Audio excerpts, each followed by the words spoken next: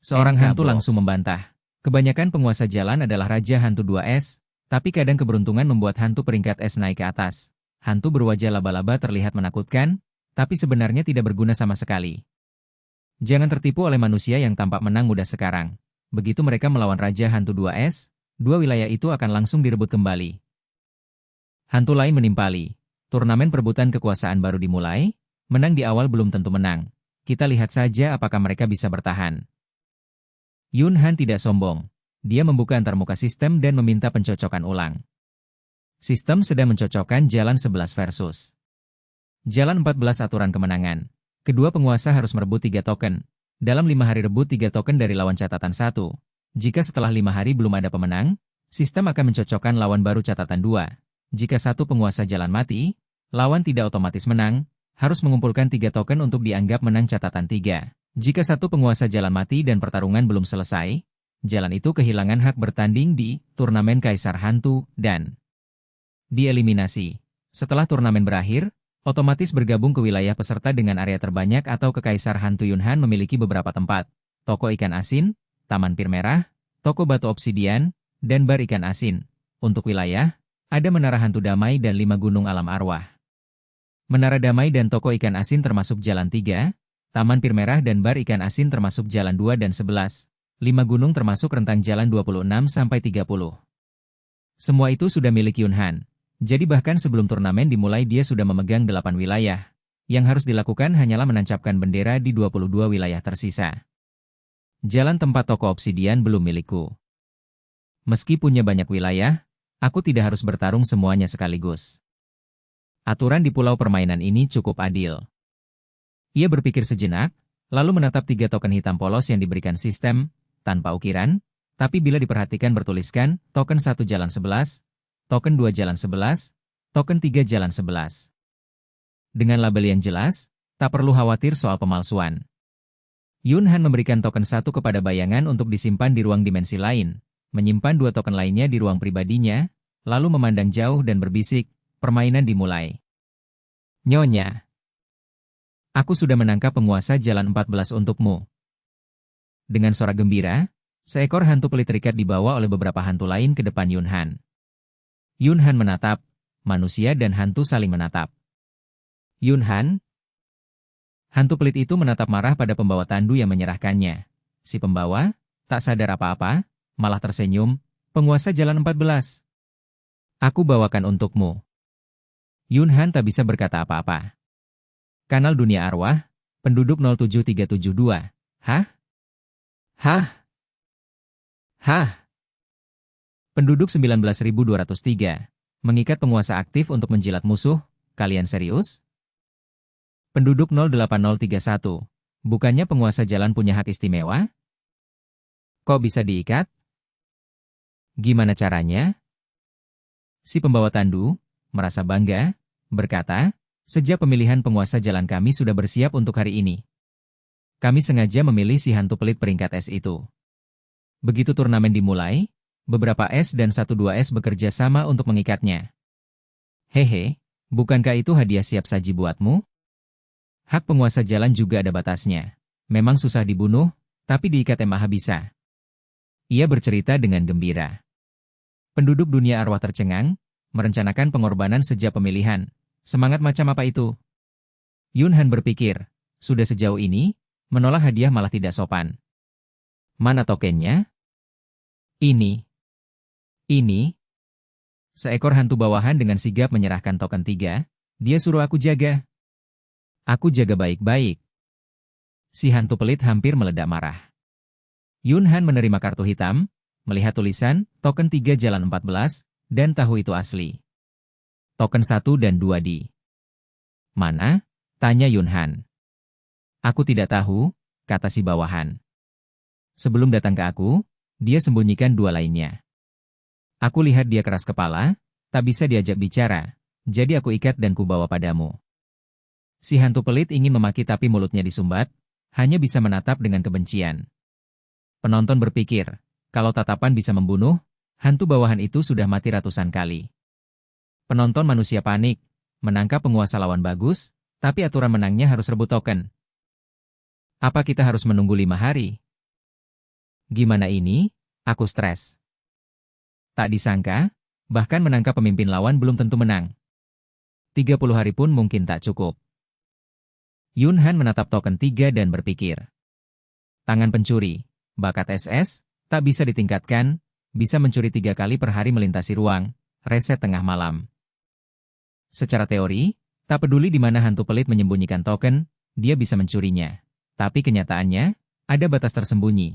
Sebelum mencuri, dia harus tahu lokasi barang.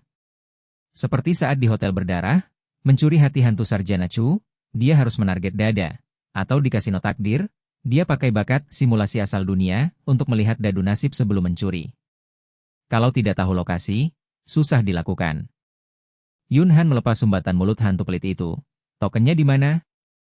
Dia memaki-maki hampir 10 menit, lalu mendengus, aku tidak akan bilang di mana aku sembunyikan. Baiklah, Yun Han tersenyum santai, menutup mulutnya lagi, dan bertanya pada bawahan, sebelum dia beri kamu token 3, dia kemana? Para pembawa tandu berebut menjawab, pertama di taman obat. Lalu ke tepi danau. Setelah itu ke tempatku, kata bawahan itu. Si hantu pelit. Pengkhianat. Yun Han melihat peta, menyuruh bayangan menelan semua tempat yang dia lewati. Tanah taman dan air danau semuanya ditelan bersih.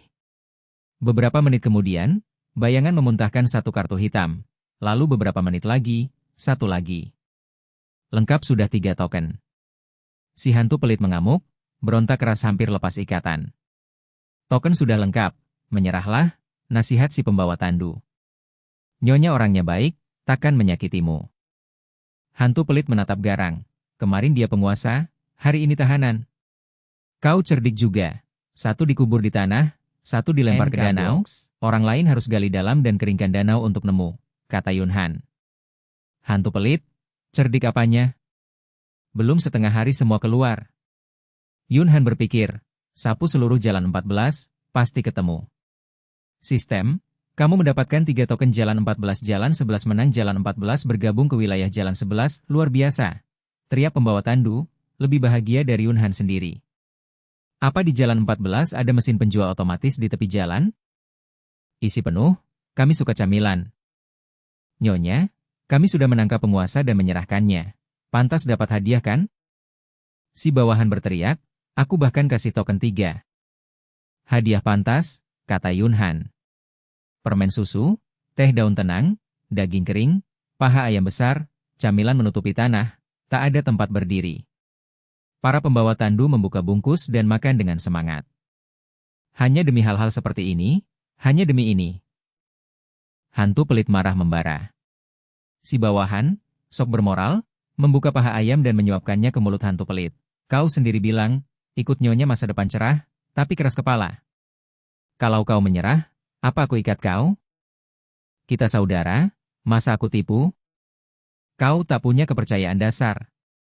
Mengecewakan. Hantu pelit, saudara palsu. Kau sendiri ngaku curangi pemilihan. Dia menggigit paha ayam seolah menggigit daging pengkhianat, tapi sambil makan, perlahan terdiam, lalu Paro berkata, camilan ini aku dapat dengan susah payah, bagi aku 9 bagian, tak berlebihan kan?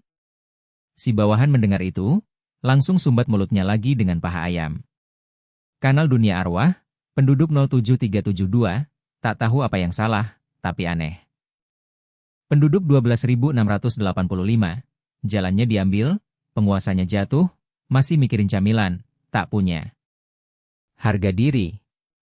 Penduduk 19.203, sebenarnya enak banget kah camilannya? Aku penasaran. Para hantu masih bingung, manusia sudah paham trik pembawa tandu. Nona Ransum itu Banshee yang menipu untuk makan. Saat mengambil alih jalan, dia bagi-bagi makanan, si hantu pelit tak bagi apapun, makanya semua hantu bersatu mendukungnya. Dipaksa naik pangkat. Aku sudah duga, aku juga punya stok. Bagi, gambarnya begitu hidup, perasaan campur aduk.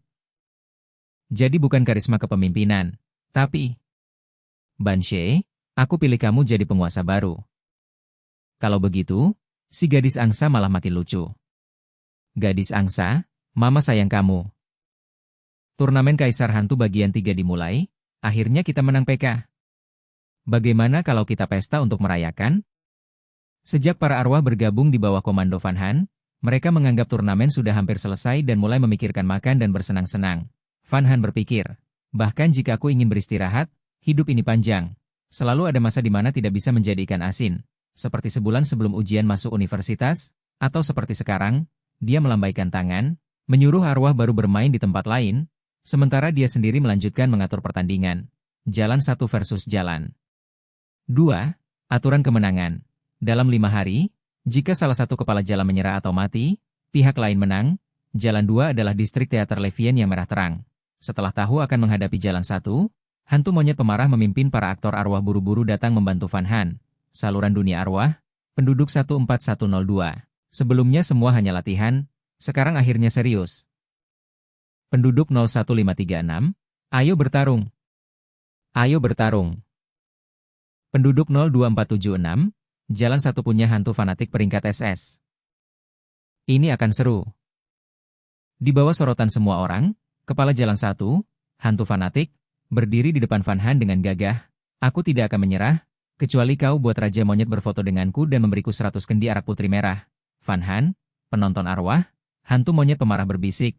Dia terobsesi dengan opera, sering ke teater Levien, penggemar berat kita, lalu kecanduan arak putri merah, tiap hari minum terus, 200 kendi, dan semua aktor Levien boleh berfoto dengannya, kata Van Han tanpa ragu. Syaratnya, menyerah sekarang juga. Sepakat. Mata si fanatik berbinar. Aku menyerah. Detik berikutnya, sistem berbunyi. Jalan 2 menang, jalan 1 bergabung ke wilayah kepala jalan 2. Van Han menepati janji, menyerahkan 200 kendi arak dan mengatur sesi foto. Si fanatik tertawa sampai mulutnya tak bisa tertutup. Saluran dunia arwah, penduduk 01536, Raja Hantu SS apa? Kelihatannya tidak serius sama sekali. Penduduk 14102. Mungkinkah Kaisar Hantu sudah menentukan pemenang dari awal? Dan ini hanya formalitas? Penduduk 01285, 100 kendi arak putri merah. Kalau aku jadi kepala jalan, aku juga menyerah. Penduduk 09213. Dan bisa foto juga? Iri banget, itu aktor Levien terkenal. Penduduk 22447. Beberapa komentar bikin aku curiga dunia arwah sudah disusupi. Waspada diam-diam. Penduduk 13287, itu hantu fanatik. Namanya saja sudah jelas, terobsesi tanpa kendali. Jalan 2 tahu cara memanfaatkan, wajar menang mudah. Ruang siaran manusia, kenapa dia menancapkan bendera di wilayah hantu lain begitu mulus? Aku tak berani bermimpi bisa begini, tapi dia melakukannya sebelum menonton. Itu Raja Hantu 2S. Berkeringat dingin. Sesudah, pantas dia 2S, bahkan kecepatan menyerahnya lebih cepat. Tidak ada hantu sulit. Hanya pemain yang tidak bisa, aku sendiri. Dunia arwah megah ini akhirnya dinaiki seorang manusia ke tahta Kaisar Hantu. Wow, cepat lanjutkan. Van Han terus melaju. Jalan 11 versus jalan 16 aturan kemenangan. 2 jalan digabungkan suara pemilih.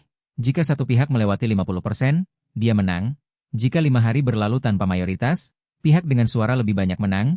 Jalan 11 adalah jalan bar ikan asin. Jalan 16 adalah jalan toko serba ada obsidian hitam. Van Han. Kebetulan mampir ke tokoku sendiri. Di jalan, warga 11 berbincang santai, belum terburu-buru memilih. Suaranya datar, kalau pihak lawan lebih dulu melewati 50%, jalan 11 akan bergabung ke 16. Warga, mana mungkin 11 bergabung ke 16? Seekor hantu tertawa kaku, kau kepala kami. Denganmu, kami pasti tak terkalahkan. Van Han melirik, kau bahkan lebih percaya diri dariku. Dia menarik napas. PK begini mana bisa dipastikan? Rasa cemas pun menyebar. Sebelumnya mereka santai, makan enak, hidup damai, aman, di wilayah dilarang bertarung. Tapi kalau kalah dan harus ganti kepala, digabung ke 16, apa masih bisa hidup nyaman? Tentu tidak. Warga 11 mulai bertindak. Dengan semangat, lebih baik mati daripada masuk 16, mereka giat memilih dan mengajak yang lain. Seluruh jalan langsung sibuk. Siaran manusia, kau pandai mengalihkan fokus PK kepala jalan minta bantuan warga? Tidak, warga sendiri berjuang agar tak ganti kepala. Ini perang warga. Gadis angsa ini cerdas dan lucu. Di tengah pujian, Van Han masuk ke toko obsidian hitam. Hantu pemalas melihatnya, menariknya masuk sambil mengintip keluar. Kenapa kau datang? Kebetulan lewat, sekalian inspeksi, jawabnya ringan. Bagaimana bisnisnya? Baik. Hantu pemalas, toko baik, kau yang tidak, Van Han? Apa maksudmu? Dia memalingkan wajah, suaranya serak, pergantian pemilik menarik perhatian para hantu besar. Mereka bertanya siapa kau? Ingin kenalan? Kupikir baik-baik saja dan kujawab jujur. Ternyata mereka memasukkanmu ke tur kematian, ingin nyawamu. Van Han menatapnya lama. Dia panik, bukan salahku. Mereka pandai akting. Kukira mereka tidak peduli. Produksi boneka voodoo kelas tinggi lancar, semuanya baik, tapi mereka memaksa ambil alih dan akhirnya menyerangmu. Van Han berpikir, wajar, dia memang hantu malas, tak mau berpikir. Dulu aku juga menipunya untuk mengambil tokonya, pantas dia tertipu lagi. Tur kematian itu lumayan, senyumnya, pemandangan indah, banyak pengalaman, bahkan dapat oleh-oleh. Setelah itu, dia menaklukkan 5 gunung berdarah.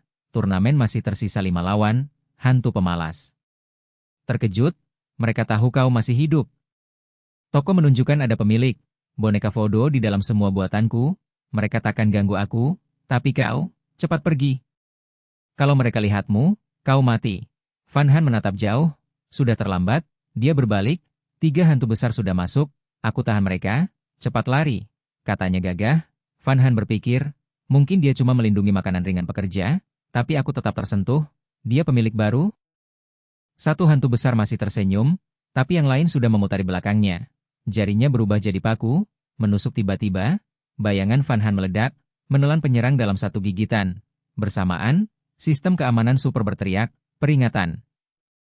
Dilarang bertarung di toko. Dilarang melukai pemilik. Sambil bicara, sistem melempar petir, menghantam 2 hantu besar lain keluar sampai hancur lembek. Siapapun yang menyerang, dihantam. Hari ini targetnya Van Han, jadi ketiganya dianggap komplotan dan dipukul bersama. Kau, hantu besar hendak mengancam, tapi Van Han tak mau dengar. Bayangannya meledak lagi, menelan 2 hantu kelas S, lalu kembali tenang. Dia menoleh ke hantu pemalas dan berkata lembut, aku aman, kau juga, kalau bahaya, sembunyilah di toko, sistem akan melindungimu. Melihat senyum ramah itu, hantu pemalas gemetar. Di jalan, warga berjuang mempertahankan manfaat. Di bawah Nyonya Agung, makan dan minum tanpa cemas. Gabung ke jalan 11, malam bisa tidur nyenyak tanpa kunci pintu. Sekalipun lemah, di bawah perlindungannya tetap ada tempat. Saluran dunia arwah, penduduk 16329. Berani juga mereka membual, penduduk 15238, makan tanpa cemas. Tidur dengan pintu terbuka. Perlindungan untuk lemah. Kalau bilang begitu padaku, kupukul. Penduduk 13927. Semua tahu kelemahan itu dosa. Semua hantu kelaparan, makin tinggi tingkat makin lapar, malam harus kunci pintu atau mati. Mereka cuma bohongi bodoh, siapa yang percaya? Tapi warga jalan 16 percaya, warga 11 menunjukkan tali dupa dan menjelaskan manfaat tunduk, membuat mereka percaya. Warga 16 menghirup aroma seperti hantu kelaparan di pesta, memakannya lahap. Kalau jalan 16 bergabung dengan 11, kalian juga akan menikmati hal yang sama, kata warga 11 penuh welas asih, membiarkan tali dupa mengalir agar mereka puas. Setelah kenyang, tanpa diminta, warga 16 pergi memilih, bahkan lebih semangat dari 11 ingin mereka menang. Jangan pilih. Jangan pilih. Kepala jalan 16 mencoba mencegah, teringat ide PK sebelumnya, Van Han menyuruh bayangannya mengikat dan menggantung kepala itu di tempat terlihat. Sejak itu, setiap pemilih 16 melihat kepala jalan tergantung, menggeleng dan lanjut memilih, kepala 16, dasar tak tahu malu. Aku ini kepala jalan, masih ada harga diri tidak? Malam turun, suara jalan 11 melewati setengah, sistem mengumumkan, jalan 11 menang jalan 16 bergabung ke wilayah kepala jalan 11. Menghitung hasil hari pertama, Van Han telah memenangkan 4 PK dan 4 jalan. Di dunia arwah ada 30 jalan, dia kini menguasai 12, tapi dia tidak sombong, sadar benar. Menunggu turnamen selesai dan aku naik jadi kaisar hantu sepenuhnya, baru semuanya selesai. Sebelum itu, setiap kemenangan hanya sementara. Tengah malam, Van Han sedang tidur ketika ledakan keras terdengar di luar. Dia langsung terbangun, membuka mata. Jalan 16 versus jalan 17, aturan kemenangan. Dalam 5, Tian, salah satu kepala jalan menyerah atau mati. Jalan 16 adalah toko serba ada Black Obsidian di ujung jalan. Kenapa bertarung malam-malam? Belum sempat berpikir, terdengar jeritan memilukan dari kejauhan. Keluar rumah, sekitar 100 meter jauhnya, seekor gurita raksasa setinggi 30 lantai sedang mengayunkan tentakel, menghancurkan bangunan, menarik hantu penghuni keluar dan melahapnya. Sistem keamanan super menembakkan petir bertubi-tubi, namun gurita itu seperti digelitik saja. Tetap tenang bahkan makin bersemangat makan. saluran dunia hantu, 14.102 warga, jalan 16 dan 17. Berdampingan, gurita ini sudah lama jadi raja hantu SS yang menganggap keduanya restoran buffet. Kepala jalan sebelumnya tak berdaya. Aku ingin tahu apa yang akan dilakukan kepala baru. 01536 warga. Bertarung. Akhirnya bertarung. Kasih keras. 19127 warga. Turnamen Kaisar Hantu Dunia Atas dan Dunia Atas-Atas hancur karena gurita ini. Kuat tapi bodoh, hanya ingat makan, tak dengar siapapun, tak mau jadi kaisar. Seharian tidur di danau atau naik ke darat saat lapar, makan asal lalu tidur lagi. Akhir turnamen butuh pemungutan suara untuk memilih kaisar, tapi semua merasa tak ada kandidat yang bisa mengalahkannya, jadi tak ada yang memilih. 08172 warga. Karena tak terpilih, tahun ini harus menguasai semua jalan untuk jadi kaisar. Peluangnya hampir nol, tak ada yang bisa mengalahkan penguasa jurang. Tak ada. Di ruang siaran langsung, para manusia ketakutan. Untuk jadi kaisar harus kalahkan itu? Pantas dibilang jangan senang dulu. Kalau gurita memakan satu-satunya pemain manusia, semua usaha sia-sia. Bagaimana bisa ada gurita sebesar itu di dunia hantu? Saranku lupakan ambisi menyatukan dunia. Lebih baik rebut banyak wilayah untuk kurangi tekanan perang dua dunia nanti. Para penonton mulai menyerah, tapi Van Han tidak. Dia menyalurkan kekuatan asal dunia untuk meniru wilayah hantu dan berbisik, matilah. Gurita menghancurkan jendela, terus mencari makanan ringan, seolah tak terpengaruh. Matilah. Matilah. Matilah. Serunya berkali-kali, tetap tak berguna. Membuat penonton bingung. Apa dia menyerang dengan kekuatan pikiran? Tidak, Nona Kaya, bertahanlah. Meski kita tak bisa menang, setidaknya bisa melindungi diri dan merebut sedikit wilayah lagi. Itu pun sudah pengabdian. Di akademi, guru dan murid memenuhi aula menonton turnamen, bersorak untuk Van Han. Melihatnya menaklukkan 4 jalan dalam sehari, mereka bersorak. Saat dia diserang gurita saat tidur, semua panik. Vian Tieu dan bertanya, bisakah kita kirim pesan dengan bintang hantu? Trieu Nha menjawab, ku coba, minimal 100.000 bintang untuk pesan 100 huruf. Vian Tieu dan terkejut, kalau kita patungan? Trieu Nha, kita bangkrut, ketua sudah ajukan dana, kabarnya segera disetujui. Saat itu asisten berlari masuk berteriak, disetujui. Kita bisa kirim pesan. Semua berdiskusi, merangkai kata terbaik, lalu Trieu Nha mengirim. Mereka berharap Van Han akan mundur demi keselamatan, tapi dia hanya melirik lalu menutup layar. Berdiri tegak, tanpa niat mundur. Semua, dia tak bicara tapi seolah berkata, niat kalian baik, tapi belum saatnya. Van Han menatap gurita yang mengamuk, menyalurkan kekuatan dunia. Memerintah bayangan menyerang dari belakang saat gurita lengah. Untuk menelannya, bayangan merayap di tanah, mendekat diam-diam, lalu meledak. Mengembang. Tapi sebelum berhasil, gurita memuntahkan tinta hitam. Bayangan menyentuh tinta dan setengahnya terkikis. Masih mencoba menelan tapi dalam 3 detik robek berkeping. Kembali ke sisi Van Han, mengecil, lemah tak berdaya. Sepertinya kemampuan berlawanan, kasihan bayangan, berani menebak, baik pemain atau hantu, semua kalah bila lawan. Gurita, jadi kekuatan apa yang bisa menandinginya? Lama hening, tak ada jawaban. Seseorang berkata, kenapa aku merasa gurita mengecil setelah setengah tertelan? Di sisi lain, warga dunia hantu bersorak, 08172, bilang juga, tak ada yang bisa kalahkan penguasa jurang. 04029, punya aura kaisar, pantas jadi penguasa. 12381, tahu kenapa meski brutal dia tetap kepala jalan 17? Karena cuma dia yang tersisa. Lainnya semua jadi makanan. 17827, tak terkalahkan, itulah postur kaisar sejati. Mereka memuja kekuatan. Meski kejam, banyak yang tetap mengaguminya. Di aula akademi, melihat Van Han termenung, para siswa baru berteriak. Kenapa tidak lari? Tak bisa menang, menyerang itu bunuh diri. Lupakan penyatuan dunia, cari tujuan yang realistis. Dalam tatapan semua, Van Han mengepalkan tangan kanan, bayangan berubah jadi pedang, lalu dia sendiri maju. Kenapa dia tak dengar? Siswa baru menutup mata, Vian Tieu dan berkata, tenang, kalau dia lakukan itu, pasti ada alasannya. Siswa baru, kalau kami, itu namanya bodoh sok kuat. Dalam instansi, Van Han memakai bakat menyembunyikan, masuk ke dalam bayangan, bergerak cepat di sekitar gurita yang sedang makan, bayangan membentuk pedang panjang dan menebas, darah muncrat, satu tentakel tergores ringan, langsung pulih, tetap saja gurita marah, 8 tentakel mengamuk menghancurkan segalanya. Melihat pedang bayangan terbelah dua, Van Han mengerutkan kening. Mundur ke dalam kegelapan, berpikir cara lain, hantu mengetuk, tak bisa. Hantu menginjak, tak bisa. Hantu batuk. Tak bisa. Semua dicoba, hanya meninggalkan luka ringan, apalagi yang bisa? Otaknya berputar cepat, di siaran langsung, manusia terpana, kemampuan apa yang dia punya hingga bisa menyerang macam-macam? Dia berusaha keras, meski kalah tak pantas disalahkan, tingkat SS, bisa meniru kemampuan apapun. Sabar, mungkin bisa, beri waktu. Hah? Tingkat SS? Bukan kontrol bayangan? Dari mana info itu? Yakin? Aku juniornya. Percaya padaku, mengikutinya lama, tapi belum tahu bakatnya, salah idolakan orang. Semangat! Kalau sampai disembunyikan, pasti ada kartu rahasia. Tunggu saja. Saat obrolan ramai, Van Han meniru bakat lain dan menyerang lagi tanpa hasil.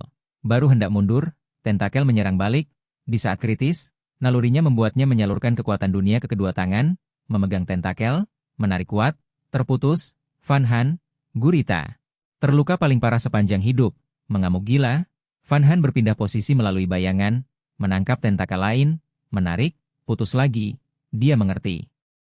Kebal terhadap serangan mental dan hukum, hanya serangan fisik yang bisa melukainya. Pada saat yang sama, warga dunia hantu terpana, saluran hening, penonton manusia bersorak, sebagian berdiri. Ku bilang, dia bisa. Dewiku luar biasa. Bohong pun tak apa, asal bunuh saja gurita itu. Di bawah tatapan semua, Van Han berkata lantang, menyerahlah sekarang, dan aku ampuni nyawamu.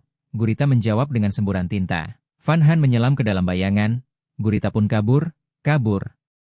Warga dunia hantu yang tadinya kagum kini merasa ditampar, terutama para pengagumnya. 08172, kenapa lari? Bertarunglah sampai akhir. 04029, tarik kembali pujian, penguasa jurang, TSK, hanya seekor gurita. Kaisar sejati takkan lari. 17827, Raja Hantu 2S lari segitu memalukan. Tak seharusnya aku menonton. Suara apa itu? Seperti sesuatu yang retak. Oh, iman para hantu hancur. Manusia tertawa keras, memuji Van Han. Beberapa bertanya, kenapa tak kejar? Seharusnya bunuh tanpa bicara. Penjahat mati karena banyak bicara. Tapi Van Han berdiri diam, tak berniat mengejar. Kenapa diam? Ayo. Obrolan mendesak, lama kemudian seseorang menebak dan menjelaskan. Sekarang tengah malam, masih hari. Pertama, sebelumnya dia bertarung dengan kepala jalan lain, terus meniru berbagai bakat. Setiap bakat punya batas harian, waktunya mungkin habis. Dengan kata lain, dia berpura-pura menekan lawan, menakutinya agar menyerah atau kabur, biar besok istirahat, lalu serang lagi. Yang lain, para penggemar, pintar, tahu kapan maju mundur, pantas jadi idolaku. Cepat akhiri, setelah jadi kaisar selesai.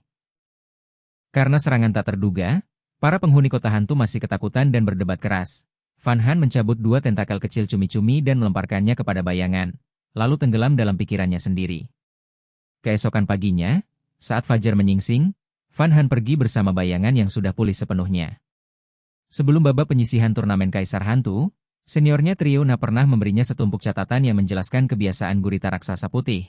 Malas, rakus, suka tidur, dan biasanya bersembunyi di dasar danau Jalan 17 untuk beristirahat. Jadi dengan mengikuti ingatannya, ia dengan mudah menemukan markas besar musuh. Menatap air danau hijau jernih yang luas tanpa batas, Van Han menepuk bayangan dan dengan nada menggoda berkata, "Baiklah, minumlah danau ini sampai habis." Bayangan tertegun. Penonton siaran langsung tertawa terbahak-bahak. Hahaha, bayangan benar-benar bisa melakukan apa saja, bahkan yang paling absurd. 1 menit lalu, aku pernah mengalami segalanya. 1 menit kemudian, oke, yang ini belum pernah.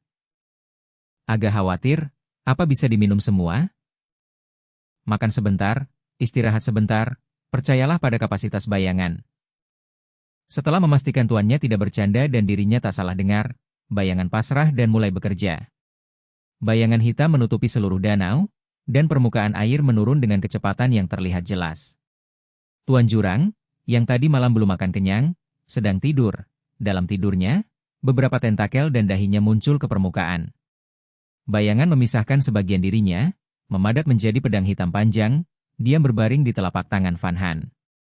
Dengan langkah setenang kucing, dia mendekati gurita raksasa, memegang salah satu tentakelnya, dan langsung menebas.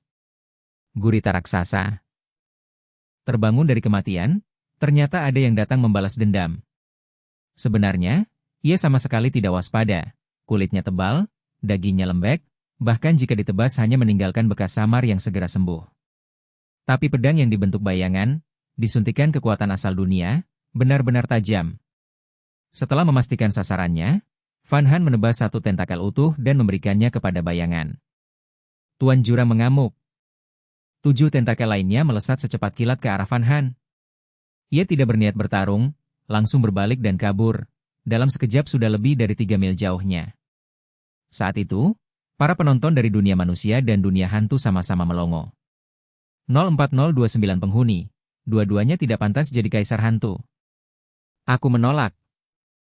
17.827 penghuni, tolak I1. Aku menolak dengan nama asli. Dia sedang apa? Tadi malam diserang diam-diam, jadi sekarang membalas dengan cara yang sama? Itu, tidak perlu kan? Kalau gurita raksasa sudah takut, tunggu saja 5 hari dan bertarung lagi. Memang lega, tapi tidak rasional. Para penggemarnya membela, dia pasti punya alasan. Kalau tidak paham, jangan asal ngomong. Aula Akademi. Trio Unha menatap layar dan tersenyum, pisahkan dan makan perlahan, seperti ulat sutra mengunyah daun. Menebas tentakel untuk melemahkan musuh, memberi makan bayangan agar semakin kuat. Strategi yang bagus dan stabil. Vian Tiu dan mengerutkan kening. Tapi Tuan Jurang punya kemampuan regenerasi luar biasa. Meski kuat, tetap saja dia hanya iblis tingkat SS. Kehilangan banyak tubuh akan menurunkan kekuatannya, kata Trio Unha sambil tersenyum. Mungkin murid kita malah berharap dia bertahan lebih lama. Dengan begitu akan ada lebih banyak bahan makanan untuk bayangan. Mendengar analisis itu, para siswa baru tiba-tiba paham, tidak heran mereka pelatih. Seperti yang diprediksi Trio Unha dan Vian Tiu dan, selama 3 hari berikutnya Van Han terus memprovokasi, hanya menebas tentakel tanpa membunuh Tuan Jurang. Akibatnya, bayangan semakin kuat, sementara gurita raksasa makin lemah, bahkan tubuhnya menyusut hingga sepertiga. Tapi gurita itu keras kepala, hanya tahu makan, bertarung, dan kabur, tanpa konsep menyerah. Ia bersembunyi di danau. Menghadapi gangguan Van Han tanpa henti, kadang marah dan menyerang, lalu kembali bersembunyi. Penduduk dunia hantu mengejek. 01253 penghuni, permainan membosankan seperti ini ditarik 4 hari, kalian benar-benar tidak ada kerjaan? 17.928 penghuni. Sekali serang lalu kabur, tidak pernah tebas leher, tiap hari cuma potong tentakel kayak main rumah-rumahan. 23.712 penghuni. Bukan mau menang atau rebut wilayah, dia ingin memakan Tuan Jurang. 04029 penghuni. 15.827 penghuni. Menjadi dia, menggantikannya, melampauinya. Menginjak mayat raja lama untuk jadi raja baru, ngeri. Manusia benar-benar menakutkan. Ya, itulah rencana Van Han. Menang belum tentu menang sejati. Hanya dengan menelan semuanya baru disebut kemenangan. Tapi Tuan Jurang cuma satu. Jika dilewatkan, tak ada kesempatan lagi. Dia ingin bayangan memakannya dan berevolusi ke tingkat 3S. Jika berhasil mencapai 3S, bahkan jika dua dunia berperang, bayangan bisa menelan semua hantu jahat. Mungkin bahkan sebelum perang, dia sudah bisa menelan pihak oposisi dunia hantu. Gurita raksasa adalah contoh sempurna. Dengan kekuatan mutlak, meski tak jadi juara, tetap bisa menjadi raja tanpa tahta. Hari kelima. Danau benar-benar kering. Mantan Tuan Jurang duduk di dasar sungai kering, wajahnya kosong. Bayangan menutupi langit dan jatuh, menelan sasarannya. Tuan Jurang marah dan menyemburkan tinta hitam. Tapi kali ini, bayangan tak terluka sedikit pun. Sifat ketujuh bayangan, ketahanan luar biasa, anti korosi tinggi. Baru ditingkatkan, itulah hasil dari hari-hari makan, khusus untuk melawan serangan musuh. Kau kalah, kata Van Han sambil tersenyum. Pada saat yang sama, bayangan menelan gurita raksasa lagi. Tentakel bergeliat, makanan di dalam masih melawan. Sia-sia, sifat pertama bayangan, regenerasi kuat, setelah terluka langsung pulih super cepat. Dari cepat super cepat. Setelah NK beberapa hari Box. makan, bayangan tidak hanya mendapatkan sifat baru, tapi juga meningkat di semua aspek. Dan ketika menyatu dengan inti dunia, ketahanan bayangan meningkat drastis. Diperkuat sementara, kecepatan pencernaan meningkat 100 kali. Diperkuat sementara, kapasitas menelan meningkat 1000 kali. Diperkuat sementara, perlawanan makanan sia-sia. Jalan 16 menang. Jalan 17 digabung ke wilayah Jalan 16. Sebelum malam tiba, setelah Tuan Jurang sepenuhnya dicerna, Van Han menerima pemberitahuan kemenangan. Selain itu, semua bakat dibatasi, sulit menembus tingkat SS, tetapi bayanganmu pernah menelan kekuatan takdir. Kekuatan takdir mampu mengubah arah dunia. Kau menciptakan keajaiban. Selamat, bakat manipulasi bayangan meningkat dari SS ke SSS. Manipulasi bayangan, bakat SSS, tak bisa ditingkatkan lagi. Kau dapat mengendalikan bayangan untuk menyerang sesuka hati. Penggunaan tanpa batas, waktu total per hari 1080 menit, dari 360 ke 1080, 18 jam. Waktu penggunaan disetel ulang setiap tengah malam. Untuk menjadikan Tuan Jurang nutrisi bagi bayangan, Van Han menghabiskan banyak waktu dan tenaga mengikis kekuatan musuh. Setelah semuanya selesai, rasa lelah melandanya, dia memberi dirinya setengah hari libur untuk beristirahat. Tapi saat dia berbaring, kabar pencapaiannya menyebar cepat di dunia hantu. Tuan Jurang sudah mati. Dimakan habis. Oleh manusia. Kalau dia saja kalah, kita apa lagi? Jangan melawan, nanti dimakan. Hari ke-6, Van Han mengajukan permintaan pertarungan. Jalan 17 versus Jalan 21, aturan menang. Masing-masing ketua harus merebut 3 token. Dalam 5 hari, rebut 3 dari lawan. Jalan 17 dulunya wilayah Tuan Jurang. Sekarang Van Han adalah ketuanya. Artinya, dia harus melawan seluruh Jalan 21 sendirian. Belum sempat membuat strategi, ketua Jalan 21 datang bersama warganya, wajah pucat ketakutan, jangan serang. Aku menyerah. Iya. Membungkuk dalam-dalam dan menyerahkan 3 token. Penonton manusia di siaran langsung bersorak. Sang ratu benar-benar bangkit. Rakyatnya datang memberi hormat. Aku mengikutinya sejak pertama masuk dunia ini. Aku membesarkan seorang ratu. Siapa yang paham perasaanku sekarang? Seorang ratu akan lahir di depan mataku. Yang dulu menyuruh mundur, ayo minta maaf. Manusia rendah, kalian tak mengerti visi sang ratu. Van Han menerima pengakuan itu dengan senyum ringan. Setelah penggabungan, dia memasang mesin penjual otomatis di seluruh Jalan 21 dan memberi banyak makanan kepada ketua yang menyerah sebagai hadiah. Mantan ketua itu menangis sambil memegang tangan Van Han. Yang mulia, kenapa baru sekarang datang? Kalau 10 tahun lebih awal, dia takkan kelaparan begitu. Saat itu, seekor hantu di belakangnya berteriak, Yang mulia, aku ingin menyerahkan penginapanku sebagai persembahan. Mohon ganjaran. Ini akan menjadi kehormatan hidupku. Artinya sederhana, aku berikan penginapan, beri aku makanan. Tampaknya kesepakatan seimbang, tapi sebenarnya Jalan 21 mendapat 1 toko milik Van Han. Penjualannya pasti melampaui jalan lain karena mereka hanya punya mesin otomatis. Jadi, hantu itu diuntungkan, dan semua warga ikut senang. Van Han menatap mereka lalu mengangguk. 14.102 penghuni, dunia rusak. Moral jatuh. 01536 penghuni, tak punya harga diri. Di saluran dunia hantu, banyak hantu mengutuk tindakan pengecut itu, menyerah tanpa bertarung. Namun, sebagian membalas. 05382 penghuni, aku penghuni Jalan 21. Beberapa menit lalu aku juga mencaci ketuaku, tapi baru saja beli camilan di mesin dan mencobanya, rasanya enak sekali. 04229 penghuni, itulah pemimpin sejati. Membawa kami pada jalan yang benar. Setelah bertahun-tahun jadi hantu, akhirnya bisa makan kenyang. Namun banyak yang tetap tak percaya. Propaganda bohong. Mana ada makanan bisa mengenyangkan hantu? Coba lempar ke mulutku kalau berani. Menyerah tanpa bertarung itu pengecut. Mulai hari ini, Hina semua hantu Jalan 21. Saat debat memanas, lawan baru, pasukan manusia kertas dari Jalan 23, juga menyerah. Saluran dunia hantu hening. Lama kemudian, seorang penonton hantu berkata pelan, tak berani melawan, raja macam apa itu? Tapi para warga Jalan 21 yang sudah merasakan camilan dan keuntungan kini menjadi pengikut setia Vanhan.